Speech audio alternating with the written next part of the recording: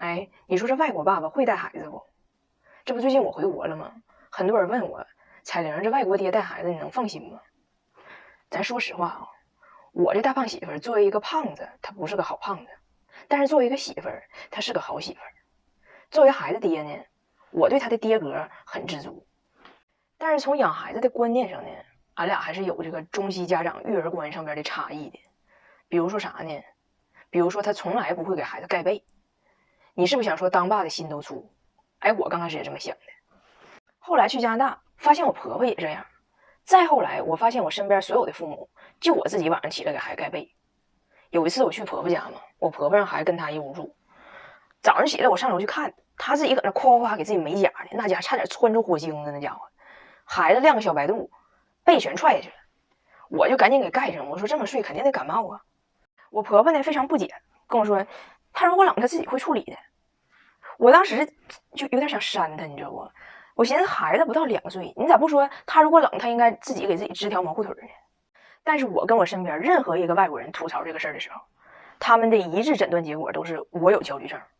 就在他们之中就我这辈的人也好，我父母那辈的人也好，就在孩子已经不再需要晚上你给他喂夜奶了以后，就没有一个人想到过说半夜起来看看孩子踹没踹被这个事儿。我就问他，我说那孩子晚上要是踹被了，他不冷吗？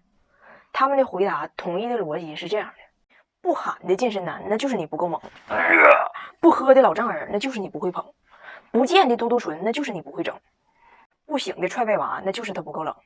所以他们都这么认为，真冷了他就醒了。那我们大人也是需要休息的。咱再说孩子上学中午带饭这个事儿，如果要是我准备呢，我肯定是头一天晚上给他做出来，那咱整的得差不离儿，对不？如果要是我老公准备呢，那肯定是早上就是准备上学手忙脚乱的时候，他随手霍吧出来一个什么玩意儿。基本上呢就是三明治、面包抹点沙拉酱，完夹片火腿，完了。就这个活我还是那句话，咱说只要我妈的泰迪不喝醉，我姐的萨摩不心碎，我四舅爷的母猪不宫寒，我三爷姥的王八不崩溃，就这点活肯定能给你干出来，就是一点挑战性都没有的这么一道料理吧，就是。所以我就问我老公，我说你就不能说再多花点功夫，稍微上点心吗？人家的回答是：第一，那大伙中午都吃凉三明治，咱也不能说简单的美味它就是可耻的，对不？那你说你一天臭豆腐拌大米饭，你燥的直冒汗；老干妈下白面条，你香的直掉毛。咱也没看着说你臭豆腐上边非得点个鱼子，你老干妈里边非得雪个鹅肝儿，对不？你那不也是简单的美味吗？第二，那我中午上班，我给我自己准备午饭，也就是简单夹个三明治，我也没有时间给我自己整复杂的。那孩子跟我一个待遇，这不是很正常吗？你还别说，国外这白人小孩还真都是吃凉三明治长大的。国外的家长呢，基本也都是像我老公这么想。你说我以前寻思是不是外国人他老人不帮带孩子，年轻的父母们太忙了？其实也不是。你像我婆婆是在她最小的孩子上初中以后，她才去工作的。但是我老公他几个也是从很小的时候就开始自己早上起来夹好三明治带上学校。就是作为全职的家庭主妇，我婆婆也从来没觉得说自己有这个义务早上早起来1个小时给孩子们做顿热乎的好饭。还有你去国外的餐馆看他们点菜，那可能爸爸妈妈点了一瓶好的红酒，然后俩人可能整个惠灵顿牛排啥的，那孩子的菜单上就是土豆泥、薯条、焗马铃薯，反正就跟土豆较劲。他们的理由很简单，就孩子的味蕾他又不会享受高端食材，为什么要浪费钱？我有个朋友，他以前是给这个有钱人做旅行定制的，他跟我说他这些客户就这些英国有钱人呗，大多数全家旅行的时候，夫妻坐头等舱，后边跟一帮孩子全坐经济舱，理由也是一样，他们又不懂得怎么享受头等舱，领他们度假他们已经很幸运了。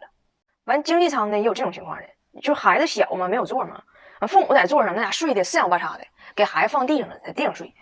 反正飞机上这个地呢也不算凉，但让我妈看着了，那给我妈气的，就差点上那管人小两口要孩子，要给人领养着。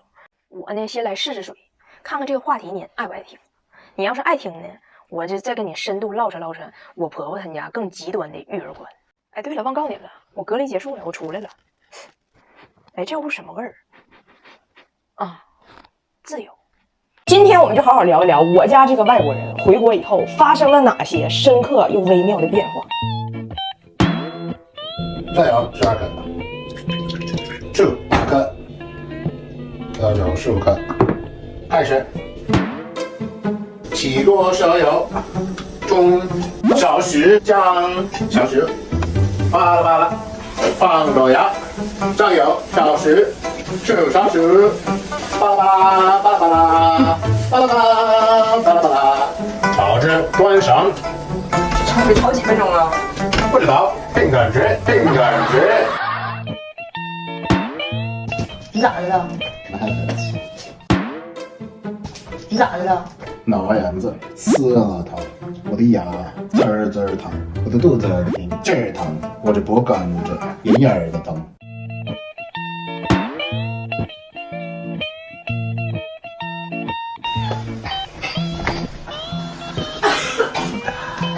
俺买口罩菜。好点没？还热不？难受。睡一会儿啊。啊。哎呦我的妈！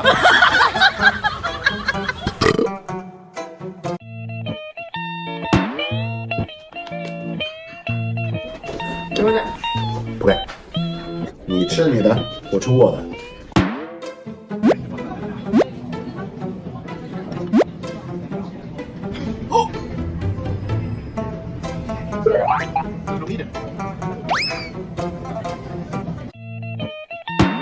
哎，我的 WiFi 了。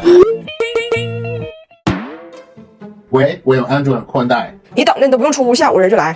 Later，安装好了。啊，那当然了，中国移动宽带上午打电话，下午就能安，上门快，服务还好。移动宽带最高可达1000兆，同时非常稳定。中国移动宽带的用户已经超过了2.3亿，宽带业务这个方面全国规模领先。2023亿是啥？啊，对，我忘了，亿这个概念对你有点陌生。2.3亿呢，就是你加拿大所有的人加一起乘以6，还不如用中国移动宽带的家庭多呢。就是这么一个规模吧，属于。回答多少钱？哎，给我拿那个。别夸我，别夸我。得上点劲儿，再往上点，再往上点，带点腰，带点腰，带点腰。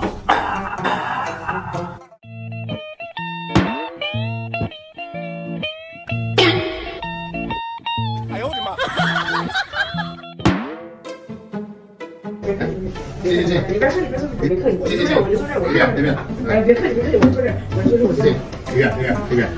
哎呀，怎么那么客气哟？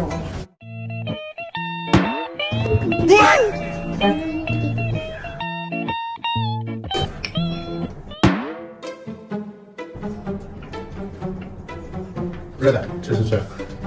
哎，不是烧的。哎呀，多吃。啊，要个酸菜鱼吧。好。要一个那个核桃小。好。我妈前一阵被误诊了，我婆婆温迪一番安慰，以一己之力改变了我妈对她的印象。以前就是有点烦，现在是真的恨。前几天我妈来北京检查，医生跟我说我妈肺部像是恶性肿瘤，当时给我吓完了，我就找了很多医生看，最后才发现是结长得有点奇怪，但其实是良性的，没事儿。但是你能想象当时被误诊的时候，那我家真是就是愁云笼罩啊。然后这温迪一听说，立马在俺家群里给我妈发微信，就是外国人非常标准的那套慰问。Oh, I'm so sorry， 就我为此感到非常难过。我就赶紧给温迪发私信，我说温迪，你现在少说点这些虚的，你就表达你理解他。温迪说我懂，然后跟我妈说，我嫂子哈跟你得的是一模一样的病，去年没了，从得知到走4个月，所以我完全理解你的恐惧。说没就没了。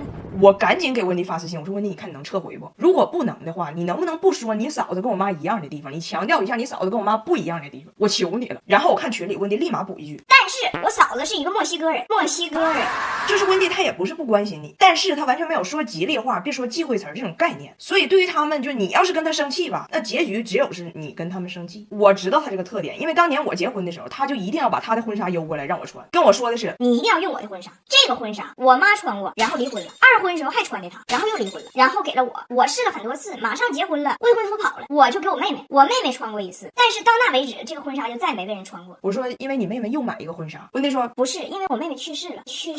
这个婚纱经历了3个女人，多有故事，多有历史。我一算，这不光3个女人，还有5段婚姻呢，所以以前吧，我还在想，是不是他们就对外人这样，就不在乎咋说话，对自己家人不这样。直到上个月，我小姑子妮蔻出了场车祸，住院了，轻微脑震荡。我在家里的群里正搁那码字想怎么慰问呢，我公公布莱恩啪一条信息，妮蔻今年脑震荡第2次了，爸爸先不去看你了，但是下次如果你直接进 ICU 了，爸爸考虑一下。So did they recognize you at the hospital? Frequent flyer miles?